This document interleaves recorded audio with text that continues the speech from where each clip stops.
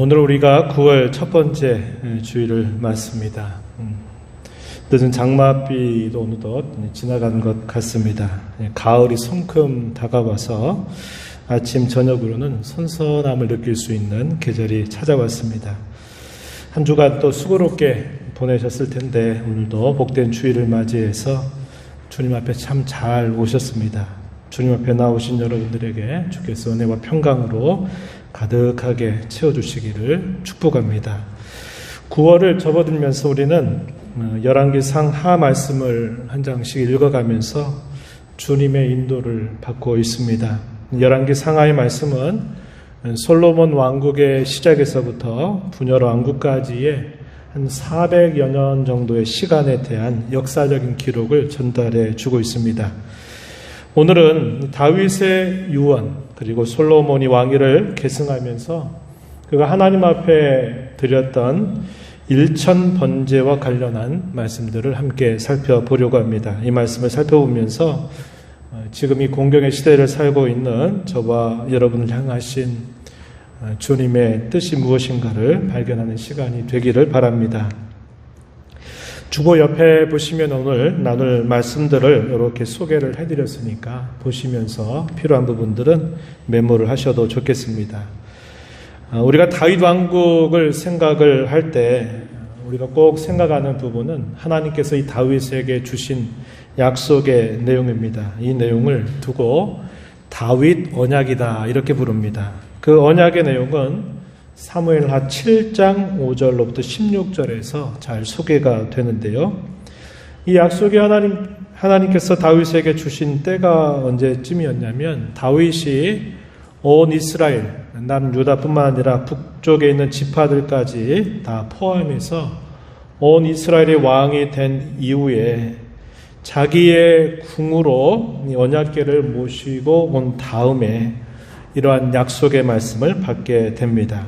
그 약속의 핵심적인 내용은 그 아들을 통해서 하나님이 성전을 건축하게 하겠다라는 것과 그의 나라의 왕권을 영원히 견고하게 해주시겠다라는 내용입니다.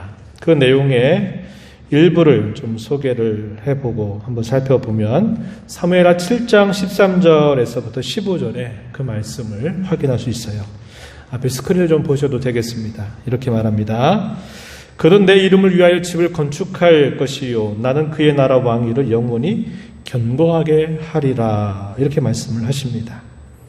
그리고 언약의 공식처럼 14절에 보면 나는 그에게 아버지가 되고 그는 내게 아들이 되겠다 이렇게 말씀하시면서 앞서서 범죄에서 폐위를 당했던 사울처럼 하나님께서 은총을 빼앗는 일이 없을 것이다. 다만 그가 잘못을 할 때는 사람의 매와 인생의 채찍으로 징계하겠다 이런 말씀을 들려주시게 됩니다.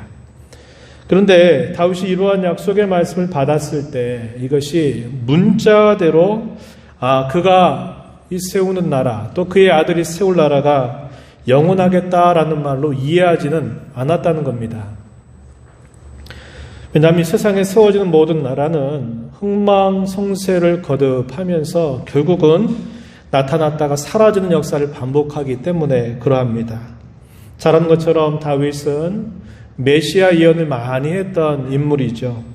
그래서 다윗은 그 약속을 받았을 때 이것이 단순히 솔로몬에게 이어지고 후손들에게 영원히 이어지는 그런 문자적인 나라가 아니라 하나님께서 약속하신 것처럼 장차 보내주실 메시아 그가 오셔서 세우실 나라가 영원하겠다라는 사실을 그는 알고서 소망을 했을 것입니다. 다윗은 하나님을 참으로 사랑했던 사람입니다. 이것은 그의 일생 전체를 통해서 언제나 변함이 없는 사실이었습니다. 그가 비교적 어린 시절에 골리앗을 쳐서 위기 가운데 있었던 이스라엘의 큰 승리를 가져다 줄 수 있었던 것, 또 그가 쫓기는 오랜 방랑 생활을 하면서 많은 고난의 시간들을 보내는 중에도 그가 극복하고 이겨낼 수 있었던 것, 주변 많은 나라들과 많은 전쟁들을 수행하면서도 그 전쟁에서 승리할 수 있었던 것, 훗날에 그가 징계 가운데서 그가 많은 고초를 당하게 될 때에도 그것을 감당하고 그 징계로부터 회복될 수 있었던 것, 이 모든 것들을 우리가 자세하게 살펴보면 하나님의 은혜가 늘 앞서 있지만은 다윗이 늘 하나님을 떠나지 않고 사랑하는 마음이 분명히 있었다는 것을 우리는 확인할 수 있다는 겁니다. 그가 기록한 시편의 수많은 내용들을 우리가 살펴보면 그의 마음이 얼마나 하나님을 사랑했는지, 또 그가 하나님을 향해서 갖는 그 신앙의 내용이 얼마나 순수하고 깊었는가를 우리는 확인할 수 있습니다. 특별히 다윗이 하나님을 사랑해서 그가 꼭 이루고 싶었던 간절한 소원이 있었습니다. 그것은 하나님의 성전을 짓는 일이었어요. 그는 언약궤가 자기가 있는 궁으로 들어오는 일을 얼마나 기뻐했는지 모릅니다. 춤을 추면서 옷이 내려가는 것을 발견하지 못할 만큼 너무나 기뻐했던 건 우리가 잘 알고 있는 사실이죠. 그런데 이런 과정조차도 쉽게 된 일이 아니었다는 것을 알게 됩니다. 사람이 죽게 되고 이런 일로 인해서 또 여러 시간들을 기다렸다가 마침내 언약궤가 자신이 있는 궁으로 들어왔을 때 그가 얼마나 하나님 앞에서 춤추며 기뻐했는가 우리가 잘 떠올려 볼 수 있어요. 그런데 언약궤가 자기의 궁으로 들어오게 된 것으로 다윗은 만족할 수 없었습니다. 그는 성전을 짓고 싶은 열망이 매우 가득했습니다. 그것은 하나님을 사랑하는 그의 마음이었어요. 사무엘하 7장 2절 말씀에 보면은 그 마음을 잘 읽을 수 있습니다. 이렇게 표현했어요. 왕이 선지자 나단에게 이르되 볼지어다 나는 백향목 궁에 살거늘 하나님의 궤는 언약궤를 말합니다. 휘장 가운데에 있도다. 이렇게 표현하면서 자기는 이렇게 좋은 왕궁에 살고 있지만 하나님의 언약궤는 아직도 변변치 못한 곳에 있는 것을 안타까워했던 것입니다. 이런 표현들을 보게 되면 그가 얼마나 하나님을 사랑했는지 우리는 잘 읽을 수 있는 것입니다. 그가 이렇게 하나님을 사랑하는 마음은 모든 일에 있어서 그는 하나님과 동행하는 삶으로 나타납니다. 그가 잘 될 때, 어려울 때, 안 될 때 항상 그는 하나님과 함께하는 삶을 힘써 살게 됩니다. 그 마음, 그 삶의 태도는 그의 아들이었던 솔로몬에게 그대로 전달이 됐어요. 그래서 이 솔로몬이 볼 때도 우리 아버지 다윗은 하나님을 참 사랑하는 분이었다. 그리고 모든 일들을 늘 하나님 앞에서 행하기를 원했던 분이다라는 그런 기억을 하게 된 겁니다. 우리가 읽은 본문 6절 한번 가서 보시면은 솔로몬이 아버지에 대해서 표현할 때 이렇게 표현하고 있어요. 솔로몬이 이르되 주의 종 내 아버지 다윗이 성실과 공의와 정직한 마음으로 주와 함께 주 앞에서 행하였다. 이렇게 고백을 하고 있습니다. 여기서 우리가 좀 주의 깊게 볼 표현이 있는데 주와 함께 주 앞에서 행하였다라는 표현입니다. 그는 하나님을 사랑했고 그 하나님을 사랑하는 그 마음이 그가 모든 일에 있어서 주님과 함께 또 주님 앞에서 행하는 일로 나타났다. 솔로몬이 그 아버지 다윗에 대해서 이렇게 하나님께 고백을 하고 있다는 것입니다. 다윗은 파란만장한 삶을 살았어요. 그런 가운데서 늘 하나님을 그토록 사랑했습니다. 하지만 다윗도 나이가 들어가면서 죽음이 임박하게 되니까 아들 솔로몬을 부르고 그에게 유언을 남기게 됩니다.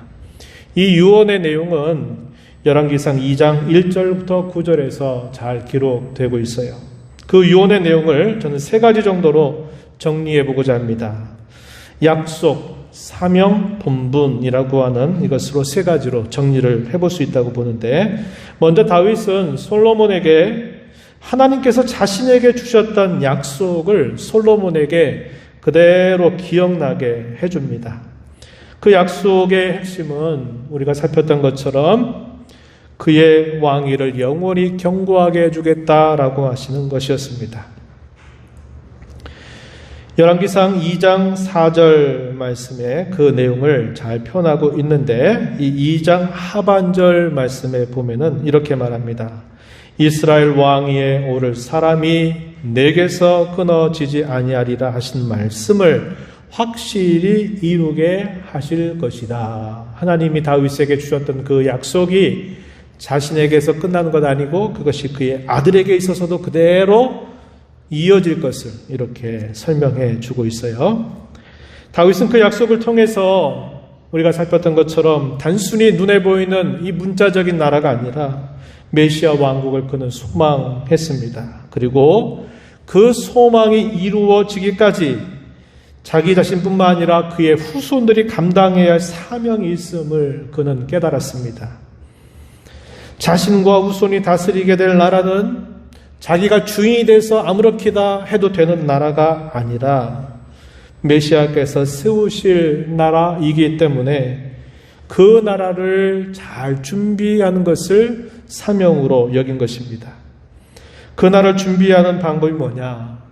하나님의 거룩한 말씀이 그들의 삶의 법이 되고 그들의 삶의 질서가 돼서 그것이 왕과 그의 측근인 신하들에게서 뿐만 아니라 그것이 모든 일반 백성들의 삶 속에서 잘 드러내게 해야 할 사명이 있었다는 것입니다. 그래서 그 사명은 하나님이 친히 다스리는 나라를 세우는 것임을 그는 생각했던 것입니다. 그러한 사명을 감당하기 위해서 늘 중요한 본분이 무엇인가를 설명해 주는데요. 그것은 하나님의 말씀을 무엇보다도 잘 듣는 일, 그리고 그 말씀을 즐겨 순종하는 것임을 분명하게 이야기해주고 있다는 겁니다. 그래서 다윗은 평생토록 하나님을 사랑해서 그 말씀을 가까이 하고 하나님과 동행하는 삶을 힘썼고 그의 아들 솔로몬에게도 이 사실들을 분명하게 전달하면서 이것이 내가 지켜야 될 삶의 본분이라고 가르쳐 주는 겁니다. 열왕기상 2장 2절과 3절 말씀에서 그런 유언을 전달해 주고 있어요. 이렇게 말합니다. 너는 힘써 대장부가 되고 내 하나님 여호와의 명령을 지켜 그 길로 행하여 그 법률과 계명과 율례와 증거를 모세 율법에 기록된 대로 지켜라. 이렇게 유언으로 솔로몬에게 남겨주면서 내가 비록 왕이지만 너는 이 본분을 결코 잊어서는 안 된다라고 알려주고 있는 겁니다. 이렇게 해서 다윗은 떠나고 솔로몬은 다윗의 왕위를 계승하게 됩니다. 솔로몬 아버지 다윗의 삶이 어떠했는지를 너무나 잘 알았어요. 우리가 아까 확인했던 6절에 이렇게 잘 표현되어 있고요. 아버지 다윗의 유언을 그는 마음에 새기고서 그 유언을 따라서 행하기를 힘썼습니다. 열왕기상 3장 3절 말씀에 보면은 솔로몬의 행실에 대해서 이렇게 표현했어요. 솔로몬이 여호와를 사랑하고 그의 아버지 다윗의 법도를 행하였다라고 이렇게 말합니다. 두 가지죠. 하나님을 사랑했다. 하나님을 사랑한 것이 어떻게 표현됐느냐? 다윗이 그에게 일러준 법도를 행한 것으로 나타났다. 이렇게 해서 이 솔로몬의 아버지 다윗의 유언을 잘 이어받고 있다는 것을 보여주고 있습니다. 그런 가운데 그가 실제적으로 왕이 되고 나서 하나님께 그가 일천번제를 드리게 됩니다. 열왕기상 3장 4절 말씀 보면 이렇게 표현했어요. 이에 왕이 제사하러 기브온으로 가니 거기는 산당이 큼이라. 솔로몬이 그 제단에 1000번제를 드렸다. 이렇게 알려줍니다. 하나님께 드리는 제사 가운데 이 번제의 의미는 속죄의 의미를 담고 있어요. 죄를 속한다라는 의미를 담고 있고 또 하나의 중요한 의미는 감사와 헌신으로 자신을 온전히 드린다라는 그런 뜻을 담고 있는 제사입니다. 당시에는 성전이 아직 완공이 되지 않았고 건축이 되지 않았던 터였기 때문에 산당을 중심으로 하나님께 제사를 드리는데 그 제사를 하고자 했던 그 희생하는 동물들이 상당히 많았기 때문에 비교적 넓은 제단이 있는 이 기브온으로 옮겨가서 거기서 제사를 드리게 됩니다.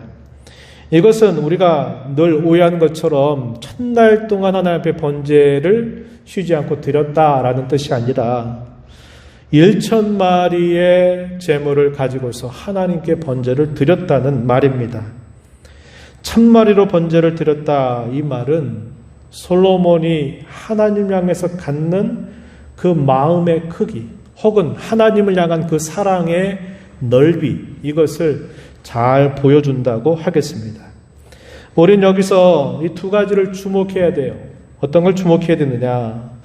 그가 1,000마리나 되는 그 많은 재물을 하나님께 드렸다. 그랬더니 하나님께서 그에게 많은 은혜를 주셨다라는 것만 보면 안 되고, 먼저 살폈던 것처럼 그가 하나님을 사랑하고 하나님의 법도를 그가 즐겨 행하는 삶을 살아가면서 하나님께 번제를 일천으로 드렸다는 것을 우리가 함께 봐야 된다, 이 말입니다. 이것은 오늘 우리가 하나님 앞에 예배를 할 때마다 우리에게 반드시 중요하게 준비되어야 할 것이 뭐냐? 그것은 우리의 삶의 모습, 그리고 더 근본적으로는 우리가 하나님을 사랑하는 마음을 가지고 하나님 앞에 예배에 임하고 있느냐 하는 것이 대단히 중요하다는 것을 배우게 되는 겁니다. 이게 빠져버리게 되면 우리가 예배 자리에 나와 있을 수도 있고, 예배 순서를 따라서 찬양도 드리고 기도할 수도 있고 말씀을 들을 수도 있어요. 그러나 가장 중요한 게 빠져버리는 겁니다. 우리가 하나님을 사랑하는 마음 없이, 그분의 말씀을 겸손하게 따르고자 하는 마음이 없이 하나님 앞에 예배하면 그 예배를 하나님 기뻐 받으실 수가 없다 하는 것입니다.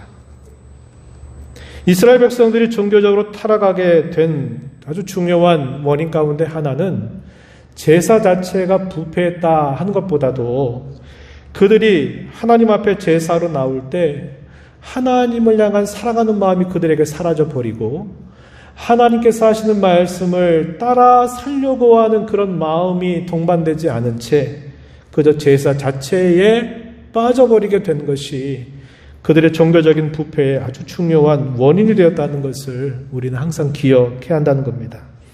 그래서 저와 여러분도 마찬가지예요.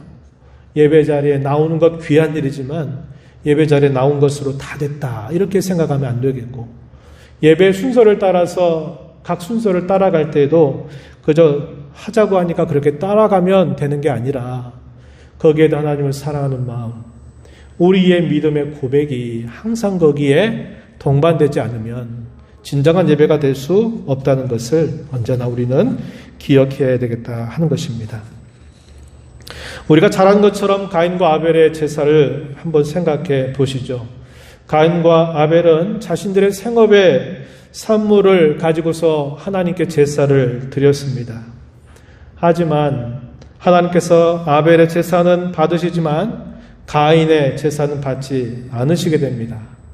이에 대한 성경의 기록이 창세기 4장 3절로부터 5절 말씀에 있는데, 잘 아는 이야기니까 제가 말씀만 좀 잠깐 짚어드리도록 합니다. 여기 보면 뭐라고 말하냐면, 아벨과 그의 제물은 하나님이 받으셨다. 하지만 가인과 그의 제물은 받지 않으셨다라고 말하고 있다는 겁니다. 많은 사람들은 이 부분에 대해서 잘못 가르치는 경우들이 있어요. 아벨의 제사는 희생제물로 드렸기 때문에 받았고 가인의 제사는 곡식으로 드렸기 때문에 받지 않았다, 이렇게 말하는데 이것은 맞지 않는 말입니다. 중요한 것은 뭐냐? 성경이 뭐라고 말하냐면 제가 표현한 것처럼 아벨과 그의 제물을 받으셨다. 하지만 가인과 그의 제물은 받지 않으셨다라고 하는 표현입니다. 여기서 주목할 것이 무엇으로 제사를 드렸느냐 하는 것이 아니고 누가 제사를 드렸느냐 하는 것이 중요하다는 겁니다. 그러면 아벨이 중요하다는 거죠. 아벨이 어떻게 살았다고 성경은 말하면 히브리서에 보게 되면 그는 믿음으로 살았던 사람이라고 말하고, 그가 드렸던 제사는 믿음으로 드려서 하나님이 기뻐 받으셨다고 이야기하는 겁니다. 이 말은 아벨이 하나님을 향한 마음, 그가 하나님을 믿는 그 신앙이 중요하다는 거예요. 그러다 보니까 그가 드리는 제물을 하나님이 기뻐 받으셨다는 말이 되고, 가인의 경우는 반대라는 겁니다. 그가 제사는 드렸지만 그가 하나님 앞에서 갖는 마음이나 그의 신앙이 잘못되어 있다는 거예요. 그걸 말해주는 것입니다. 아벨과 제물을 연락하신 것처럼 하나님은 솔로몬과 그가 드린 일천 번제를 기뻐 받으셨습니다. 열왕기상 3장 5절 말씀에 이렇게 하나님께서 솔로몬에게 말씀하세요. 기브온에서 밤에 여호와께서 솔로몬의 꿈에 나타나십니다. 하나님이 이르시되 내가 내게 무엇을 줄고 너는 구하라. 이것만이 아닙니다. 조금 뒤로 가서 10절 말씀에 보면은 솔로몬이 하나님 앞에 드리는 기도도 하나님께서 기뻐 받으셨다. 이걸 한자말로 연락이라고 말합니다. 연락하시고 응답하셨던 것을 우리가 확인하게 됩니다. 하나님께서 솔로몬의 번제를 연락하셨다고 하는 것은 그날 밤 그가 이 기브온에서 잘 때 꿈속에서 하나님이 나타나셔서 내가 너에게 무엇을 줄지 너는 구하라 이렇게 하신 말씀에서 잘 확인됩니다. 이에 솔로몬은 무엇보다도 하나님의 백성들을 올바르게 다스리기 위해서 선악을 분별하는 마음을 달라고 하나님께 간구를 올리게 돼요. 그 간구하는 내용이 오늘 우리가 읽은 본문 6절에서부터 9절까지 잘 표현되어 있다는 겁니다. 특별히 우리 그 중에서 좀 주목해서 볼 부분이 8절과 9절 내용입니다. 한번 거기 한번 말씀을 한번 보시면 이렇게 솔로몬이 아뢰입니다. 주께서 택하신 백성 가운데 있나이다. 그들은 큰 백성이라. 수요가 많아서 셀 수도 없고 기록할 수도 없사오니 누가 주의 이 많은 백성을 재판할 수 있사오리까. 듣는 마음을 종에게 주사 주의 백성을 재판하여 선악을 분별하게 하옵소서. 하나님이 야 솔로몬아 네가 번제를 드렸는데 내가 그거 잘 받았다.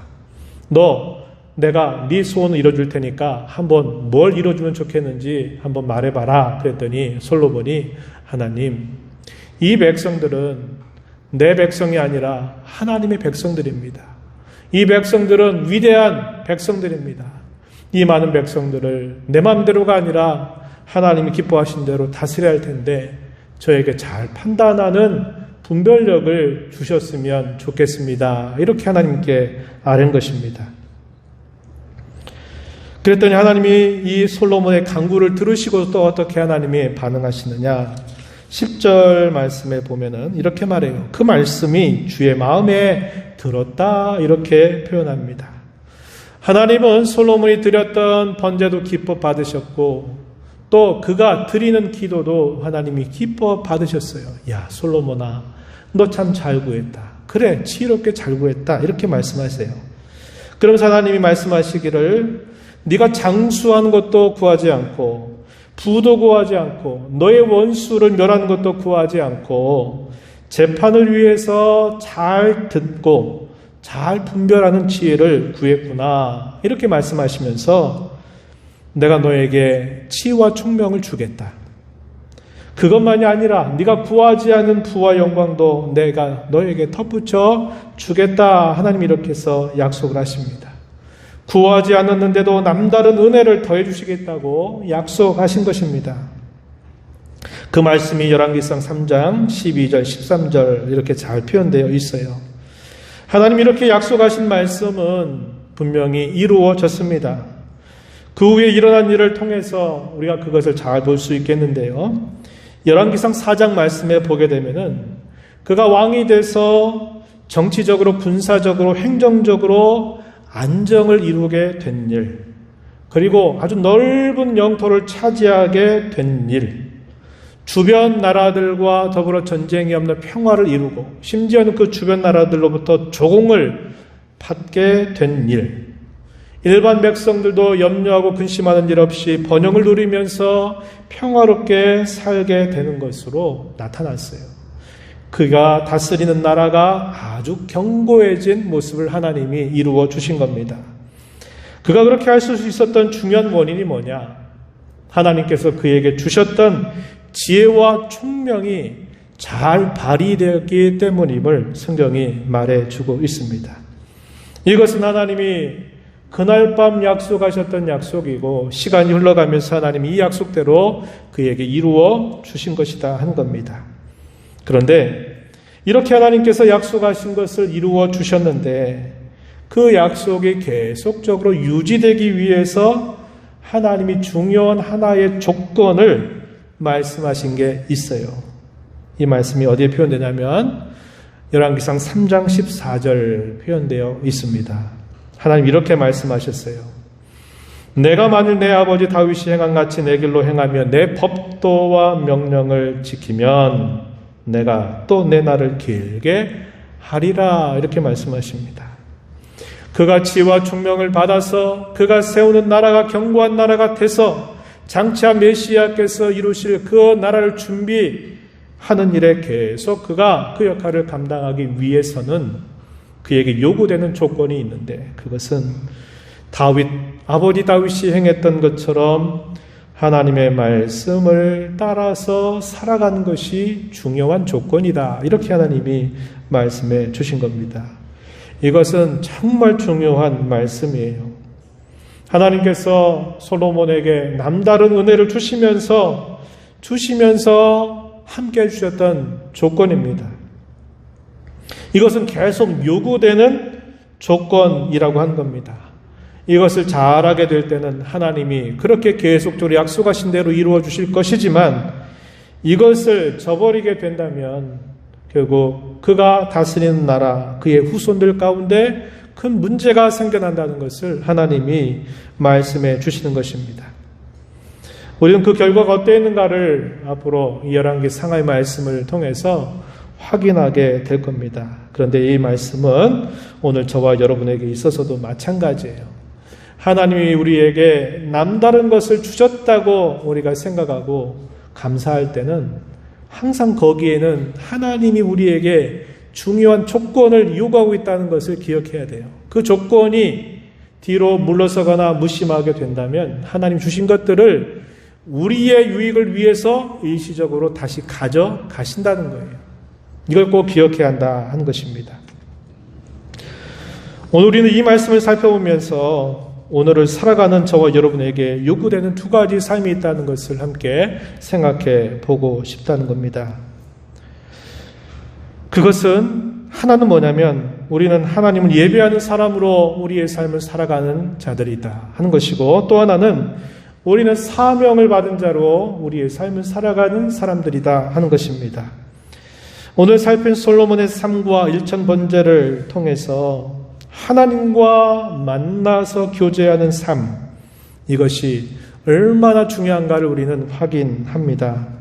예배대로 살아가는 저와 여러분의 삶 또한 그래야 된다는 것을 꼭 기억하며 살자는 거예요. 우리는 예배를 통해서 또 기도를 통해서 하나님과 만나고 하나님과 교제하는 삶이 이루어지는 것을 늘 꿈꾸고 소망해야 되고 또 늘 점검하는 자세를 가져야 한다는 겁니다. 하나님 앞에 나와서 예배하면서 예배 올 때와 예배를 마치고 갈 때에 우리 마음을 점검하고 예배를 통해서 내가 하나님을 인격적으로 만나고 교제하는 것, 이것이 우리 예배 생활이 대단히 중요하다는 거예요. 앞에 여기 우리가 만드는 이렇게 붙인 현수막에도 본 것처럼 예배는 삼위일체 하나님과의 만남과 교제입니다 라는 이런 표현을 썼는데, 우리가 예배 가운데서 그런 것을 항상 꿈꾸고 힘쓰는 자세를 가져야 한다는 거예요.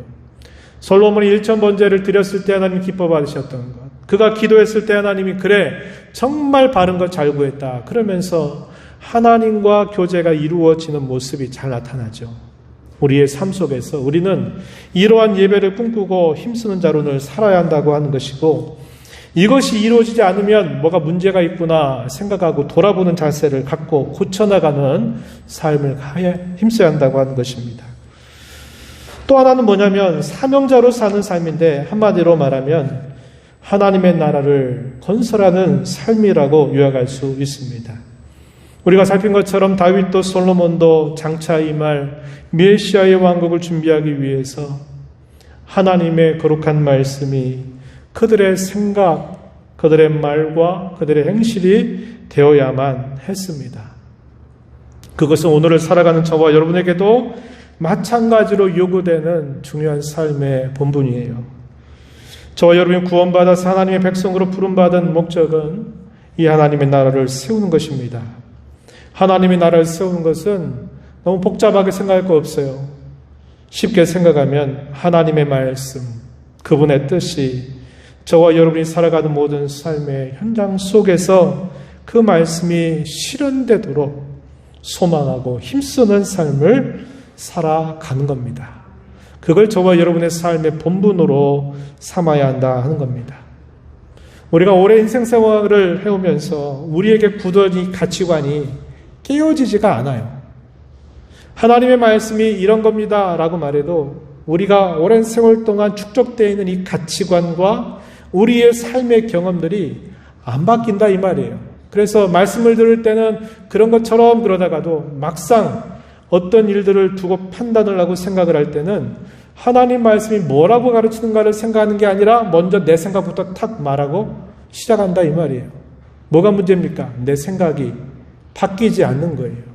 하나님의 나라가 이루어진다 이 말은 내 생각이 말씀에 따라 바뀌는 거예요. 다시 말하면 내가 어떤 일들을 결정하고 판단하고 생각할 때 하나님이 뭘 원하실까? 하나님이 무엇을 기뻐하실까를 묻고 다시 생각하는 거예요. 그것만 우리가 힘쓴다 하더라도 우리의 삶의 많은 부분들이 달라질 수가 있어요. 제가 가끔 소개하듯이 찰스 쉘던이라고 하는 분이 책을 한 권 쓴 게 있죠. 예수라면 어떻게 할 것인가 라는 책입니다. 읽어보신 분이 있으실 거라고 생각해요. 그 질문 자체가 주는 것만으로도 우리의 많은 생각이 달라질 거라는 겁니다. 1차적으로 내가 갖는 생각, 내가 경험을 통해서 쌓은 내 생각이 이게 정말 하나님의 말씀에 따라 맞는 거냐 아닌가를 다시 되물어보고 말씀으로 가져가서 판단을 해보는 거예요. 그러면 우리의 생각이 많이 달라지게 돼 있어요. 그러면 우리의 말하는 것도 달라지게 돼 있죠. 덕을 세우는 말을 할 것이고 유익되는 말을 할 것이고 정직하게 말할 것이고 이렇게 달라질 거예요. 그러면 우리가 살아가는 삶의 행실이 또 달라지게 된다고 하는 겁니다. 이게 뭡니까? 이게 하나님의 나라가 우리 가운데 임하고 실현되는 모습이라는 것을 우리는 우리의 삶의 본분으로 여기며 살아가야 한다고 하는 겁니다. 마지막으로 우리가 이렇게 예배자로 사명자로 살아갈 때 더 중요하게 여겨야 할 것 한 가지가 있어요. 그걸 마지막으로 나누고 싶은데 한마디로 말하면 하나님을 사랑하는 마음입니다. 이게 없으면요 소용없어요. 예배자로 제대로 살아갈 수도 없게 되고 우리가 사명자로서 살아갈 수도 없게 된다는 것을 꼭 잊지 말아야 돼요. 하나님을 사랑하면 그 사랑 때문에 우리가 앞에 살핀 것처럼 다윗이 하나님 그토록 사랑하니까 마음의 소원을 갖고 열망을 갖는 거죠. 언약궤를 모셔오는 일, 성전을 짓고 싶어하는 일들. 그뿐만 아니라 어려운 일이든 모든 일을 다 하나님께로 그걸 가져가서 하나님 앞에 가져가서 그 문제를 풀어가려고 하는 겁니다. 그의 계명을 지키는 것은 하나님을 사랑하면 당연히 따라오는 결과물이 된다는 겁니다. 요한일서 5장 3절에 하나님을 사랑하는 것은 이것이다. 우리가 그의 계명을 지키는 것이다 라고 우리에게 말씀하고 그 계명들은 우리에게 결코 무거운 것이 아니다 라고 말합니다. 하나님의 말씀이 우리에게 무겁게 다가온 것은 하나님을 사랑하는 마음이 식어졌다는 증거가 될 거예요. 이제 말씀을 맺습니다. 오늘 우리는 다윗의 유언 솔로몬이 초기에 드렸던 일천 번제를 함께 살펴보면서 오늘을 살아가는 저와 여러분이 두 가지의 삶에 힘쓰자는 것을 함께 나누었습니다. 하나님을 진정으로 예배하는 자로 살자. 하나님 나라가 내가 살아가는 삶의 현장 속에서 임하기를 소망하면서 살아가자. 이것을 나누었습니다. 이러기 위해서 무엇보다도 하나님을 사랑하는 마음을 늘 점검하는 저와 여러분의 삶이 되자고 말씀을 드렸습니다. 이 말씀 우리 마음에 새긴 자로 우리의 남은 삶을 힘써 살아가게 되기를 축복합니다. 하나님 아버지, 오늘도 저희에게 주신 말씀을 통해서 솔로몬이 하나님을 사랑하고 또 그 사랑하는 마음으로 주께서 주신 말씀을 즐겨 순종하고 그런 가운데서 일천 번제를 드리며 기도하는 중에 하나님과 만나고 교제하는 삶이 있었음을 저희가 함께 살펴보면서 이 공경과 어려움의 때를 살아가는 저희들에게 요구되는 삶이 무엇인가를 함께 살펴보았습니다. 하나님을 진정으로 예배하는 자로, 하나님의 나라를 이루어가는 자로 살면서 늘 하나님을 사랑하는 마음이 얼마나 있는가를 잘 점검할 것을 교훈하여 주셨사오니 이 말씀 마음에 잘 새겨서 우리 신앙을 잘 점검하고 주 앞에 살아가게 하시기를 간절히 바라며 예수님 이름으로 기도하옵나이다.